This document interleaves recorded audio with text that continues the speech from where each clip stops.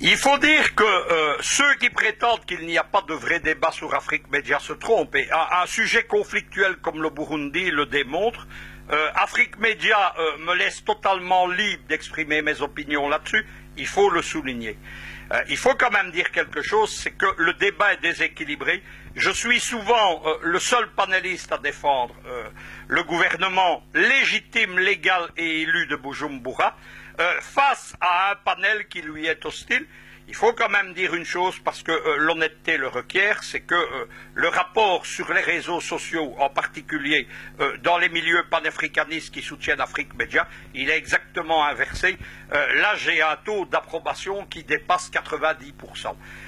Je vais vous en donner un exemple. Je vais demain, sur les antennes d'Afrique Média, dans le débat panafricain, dévoiler les résultats du grand classement des panafricanistes et des Africains 2015 d'EO d'Africa, une de mes ONG. Eh bien, on a vu en quelques jours depuis la moitié du mois de décembre arriver dans ce classement quelqu'un qu'on n'attendait pas, c'est le président Nkurunziza. J'en parlerai plus longuement dans le débat africain demain. La première chose qui me choque évidemment, et je vous l'ai déjà dit plus avant, c'est le vocabulaire employé. Vous parlez de régime du Burundi, il faut quand même savoir quelque chose, c'est que l'utilisation du terme régime pour désigner l'ennemi, c'est un terme purement occidental et purement lié à l'OTAN et aux États-Unis. Il parle ainsi du régime de Poutine, il parle aussi du régime Assad, etc. L'employé à propos du gouvernement légitime, légal et élu de Bujumbura, c'est un mauvais signal qui est donné à tous les téléspectateurs d'Afrique Média. Moi, je vais vous parler franchement. Je considère que ce n'est pas le rôle des panafricanistes d'utiliser le langage et la thématique de l'Occident pour attaquer un gouvernement africain.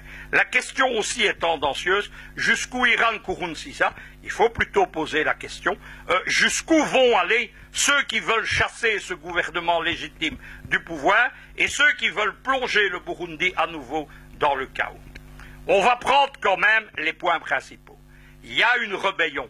La rébellion s'est proclamée il y a quelques jours. Cette rébellion, évidemment, ne naît pas du néant, elle ne vient pas au hasard.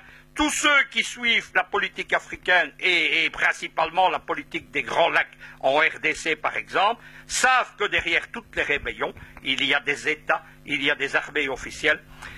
D'où vient-elle, évidemment? On accuse à nouveau le président Kagame au Rwanda, et c'est toute l'ironie d'ailleurs de la politique africaine des Grands Lacs actuellement, c'est que au moment où visiblement on pousse dans le dos une rébellion depuis Kigali, Kagame lui-même voudrait être poussé dehors par les Américains avec qui il s'est fâché et qui ne veulent plus de lui au pouvoir. La deuxième chose quand même, c'est que j'entends depuis des mois sur les plateaux d'Afrique Média, on parle de démocratie, on parle de consultation du peuple. On a quand même ici un régime qui est exemplaire sur ce plan-là. Il faut quand même rappeler que Nkurunziza était avant l'enfant chéri des Américains et des Occidentaux. Il a reçu pas moins de 5 prix internationaux de bonne gouvernance, de présidents ayant ramené la paix dans son pays, etc., entre 2011 et entre 2014. Tout ça s'est arrêté un beau matin du 5 août 2014 à Washington, lorsque lors du sommet USA-African Leader, qui a été le chaudron où Obama a fait bouillir la déstabilisation de l'Afrique, on a décidé que ce président exemplaire devait subitement dégager. Il faut quand même constater une chose, c'est que ce président que certains traitent, même sur les plateaux d'Afrique Média, de dictateur, etc., il a quand même gagné toutes les élections depuis 10 ans. Il a gagné les dernières élections au Burundi, que ce soit municipales, législatives, sénatoriales et présidentielles. Il est avec un parlement où, je le rappelle quand même, l'opposition, elle aussi démocratiquement élue, l'opposition nationale, pas celle qui se trouve à Paris, à Bruxelles ou à Washington, siège. L'opposition n'a pas décidé du boycott, etc. On est évidemment derrière un cas d'espèce. On a en plus évidemment Nkurunziza, avec l'appui de son Parlement qui refuse l'intervention de troupes armées qui n'ont rien à faire de l'Union africaine, qui n'ont rien à faire au Burundi. Ça, c'est la deuxième chose. On parle aussi évidemment de tensions ethniques. Les tensions ethniques, Nkurunziza précisément, y avait mis un terme. Pourquoi le coup d'État du mois de mai n'a-t-il pas marché au Burundi? Parce que contrairement à l'ancienne armée qui était aux mains d'une seule des ethnies et qui avait permis les génocides auxquels les accords d'Arusha ont mis un terme, l'armée du Burundi aujourd'hui, c'est une armée nationale où sont représentés non seulement les Hutus et les Tutsis, mais aussi la troisième grande ethnie qu'on oublie et qui sont des populations nilotiques apparentées aux Pygmées. Ça, c'est évidemment quelque chose qu'on oublie de dire. Maintenant, est-ce que Bruxelles, Paris ou Washington sont bien placés pour parler de tensions ethniques, de risque de génocide? On va quand même rappeler tout d'abord le rôle de la Belgique. La Belgique, elle est en pointe. C'est elle qui mène la meute en tant qu'ancienne puissance mandataire coloniale comme Bujumbura. La Belgique, c'est quand même elle qui a instrumentalisé l'apartheid ethnique entre Hutus et Tutsis pendant toute la période de la décolonisation. C'est elle qui a ouvert aussi bien au Rwanda qu'au Burundi les portes de l'enfer lorsqu'ils ont voulu mettre une seule des ethnies au pouvoir en 1960-61, remplaçant les Tutsis par les Hutus. La Belgique a continué son sale travail, l'Église belge, la Cour belge. Elle a une responsabilité très lourde dans le génocide. Bien, la Belgique, elle est très mal placée aujourd'hui, comme on le rappelle à Bujumbura. Mais à Bujumbura, on défend l'honneur de l'Afrique. Elle est très mal placée pour donner des leçons là-dessus. Parlons de la France, c'est la même chose. Il faut quand même rappeler que l'une des pistes dans le pays voisin du Rwanda, parce que moi je ne fais pas de différence entre ce qui s'est passé au Rwanda ou au Burundi, c'est une question globale. L'une des pistes dans l'abattage de l'avion du président rwandais à Bariama, dans lequel se trouvait aussi le président du Burundi. On a fait deux pierres deux coups. Le journal français Libération expliquait il y a quelques années que la piste conduisait à des soldats français de la force française qui se trouvait alors au Rwanda et qui a laissé faire ensuite le génocide.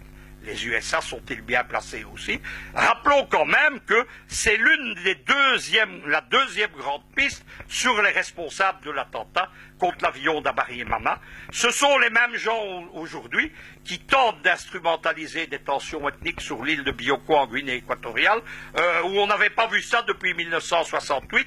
Les Occidentaux ne reculent devant rien. S'imaginer qu'ils sont là pour des raisons humanitaires, pour le bien-être des populations, c'est oublier cette politique d'intervention sur base humanitaire qu'ont défini les néoconservateurs, dont le néoconservateur à passeport français Bernard Kouchner. Maintenant, la quatrième chose qu'il ne faut quand même pas oublier, il ne faut pas nier la révolution de couleur au Burundi. Moi, j'ai mené des enquêtes qui ont eu un grand retentissement là-bas. J'ai fait la une de nombreux sites au Burundi.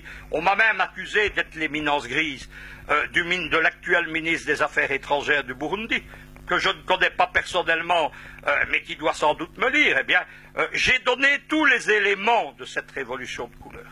Et j'ai été rejoint dans mon analyse par les médias chinois et les médias russes, notamment le groupe Sputnik, qui ont, comme moi, parlé d'un Maïdan Burundi. La deuxième chose qu'il faut quand même savoir, c'est que c'est une des raisons pour lesquelles Pékin et Moscou soutiennent discrètement mais fermement le gouvernement de Nkurunziza, c'est précisément parce qu'ils savent les forces occidentales qui sont à l'œuvre dans la déstabilisation du Burundi. Les panafricanistes qui, dans d'autres sujets, sont laudatifs, saluent la Russie, saluent la Chine, devraient un tout petit peu réfléchir et se demander pourquoi, dans le cas du Burundi, Pékin, Moscou, Luc Michel sont d'un côté et eux de l'autre côté, avec Jeune Afrique, des journaux néocolonisateurs comme la Libre Belgique de Bruxelles ou Libération.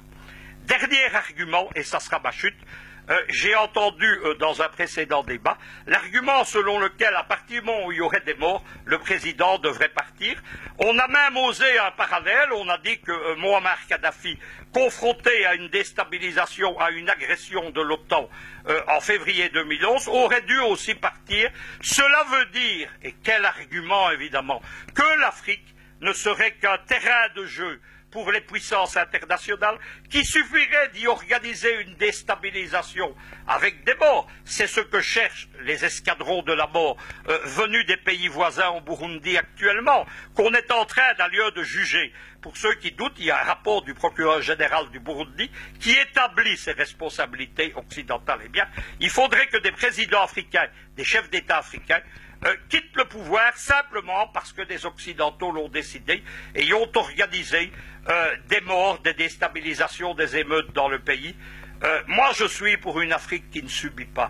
Je suis pour une Afrique debout. Je suis pour une Afrique fière. Le slogan des panafricanistes, c'est la patrie ou la mort.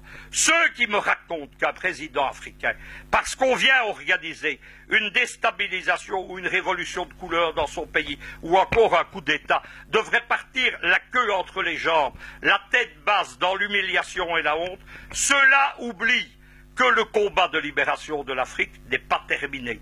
Nous ne sommes pas dans les conditions du parlementarisme, dans cet agenda et cette thématique des Occidentaux, dans cette propagande sans fin que déverse Jeune Afrique et malheureusement auquel certains sur les plateaux d'Afrique Média donnent accès. Nous sommes dans un combat de libération continentale.